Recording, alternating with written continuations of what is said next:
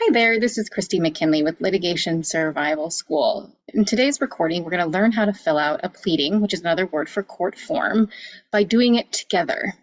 You can fill out a court form or a pleading either on your computer on a word processor, or you can do it freehand with a pen. Today, we're going to do it on Microsoft Word because that's how I normally do it, and I find it to be cleaner and it offers more options in terms of formatting.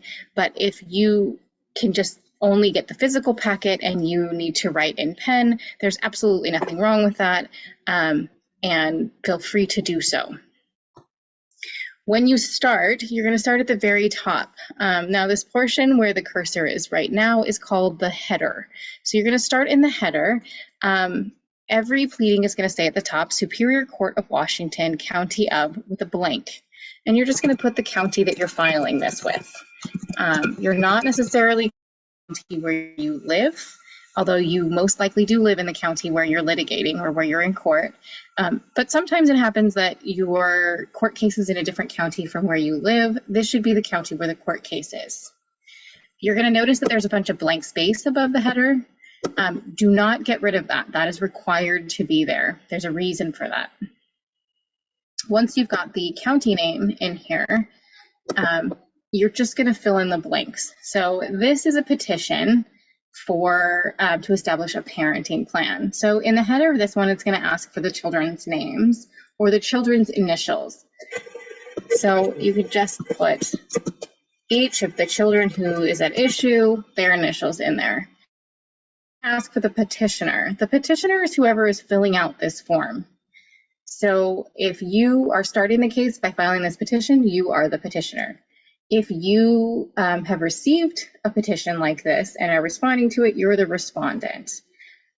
After the initial petition, this header is always going to look the same. So if you have any confusion, you can just pull up the original pleading, the petition, and it should match exactly. So if you're the petitioner, we're going to say that your name is Lisa Grad, LSS graduate. And then the respondent is going to be your nosy ex. Most pleadings will have a case number. Then this blank here, where the cursor is now, is for the case number. Now, the petition is one of two documents that you're going to fill out without a case number, because this is what you file or what you fill out to start the case, which means that you don't have a case number when you fill this out. The clerk of the court is going to put a case number on here, but for pleadings after the petition and summons, you will always put the case number right here. And that's going to consist of the last two numbers of the letter that it was filed in. So if we file this in 2023, it's going to say 23 dash, then you're going to have one number dash 5 numbers dash 1 number. So if you are looking at a number and it doesn't look like this, that's not your case number. Your case number should look like this, at least in Pierce County. In most of Washington, it's the same. And then you're just going to go to the body of the document and start filling out. So for instance, here it's going to say, what is your name? Your name should match. Again, if you're filling out the petition, you're the petitioner. So it should match what it says is the petitioner's name up there. I like to take out all of the extra spaces and colons, things like that, just to make a full sentence. I think it looks nicer. You don't have to. I do the same thing here. So you're going to see throughout these forms, these are made to try and help you and to usher you through the form. So you'll see places where it says check all that apply.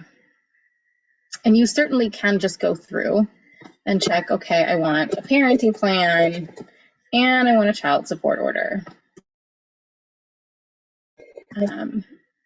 But you can also simply delete the words check all that apply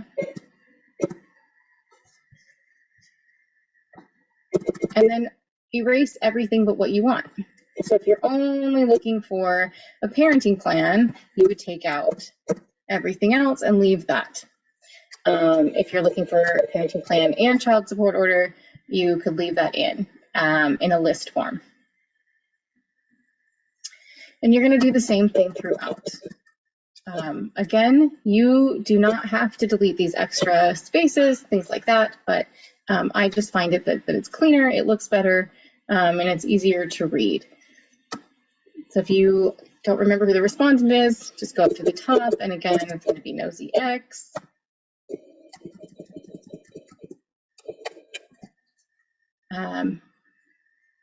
And then you'll encounter tables like this. So this is asking where that you and the respondent are the parents of which children. So you're going to put your child's name, and here you're going to put the full name, not just the initials. So let's say that this child's name is Dion Miller. The age of the child, who the child lives with. Now you can pick petitioner or respondent if the child only lives with one of you, or you can leave both of those in, and then in the county and state. Once you fill this out for however many kids you have, there may be some blank spaces. You can either leave those there, or you can delete the extra to clean up the form. And then you're just going to go through each of these sections. You're going to read it, and you're just going to answer the question or pick the one that matches. Again, you can delete the check marks and just leave the part, delete the part that doesn't apply, leave the part that does. Once you get through all of these sections,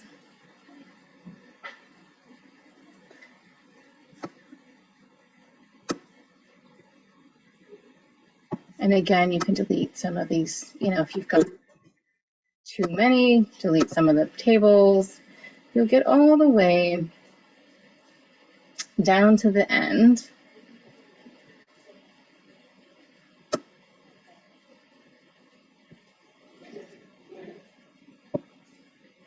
Making sure that you notice this summary request. This last section absolutely needs to be filled out. Other orders, you are going to fill this out. You can put just does not apply. Fees and costs, you can put just does not apply, or you can ask that the other party pay your fees. But it's going to be really important that your summary of requests matches what you said at the beginning that you were requesting. So if you said at the beginning you're asking for a parenting plan and a child support order, those need to appear here as well. And then this protection order and restraining order part comes from the bottom. So it's going to ask you down here, do you want a protection order? Do you want a restraining order?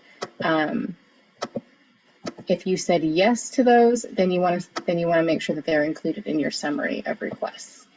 And then at the very bottom, the petitioner fills this out.